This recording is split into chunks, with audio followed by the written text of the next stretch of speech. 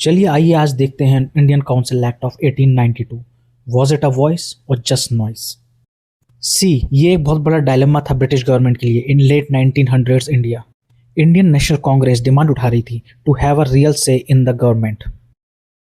सो British ने क्या किया? They rolled out Indian Council Act of 1892। On paper plan था to bring more Indian voices in the legislative council. आइए देखते हैं कैसे। For starters central legislative council को इंक्रीज कर दिया गया था, giving more seats to non official members.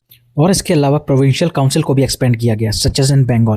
और इन चेंजेस में सबसे बड़ा था इनडायरेक्ट इलेक्शन का कॉन्सेप्ट, जो पहली बार इंट्रोड्यूस किया गया था। But the thing was, Indian groups को रेकमेंड कैंडिडेट्स, बट फाइनल से गवर्नर की थी। काउंसिल एक्ट ने न्यू पावर्स प्रॉमिस की काउंसिल मेंबर्स को, एंड हैविंग अ ग्रेटर से in the government. What kind of powers? अब वो बजट भी डिस्कस कर सकते थे और एग्जीक्यूटिव का क्वेश्चन भी। ये दूर से रिप्रेजेंटेशन के लिए एक बहुत बड़ी विन दे सकती है, बट पास से ये कुछ और ही था। As always the real power was hidden in the fine print, keeping the British firmly in control. First was official majority, जो इंश्योर करती थी that Britishers never lose a vote. No matter the vote or the debate, the British government was guaranteed to win.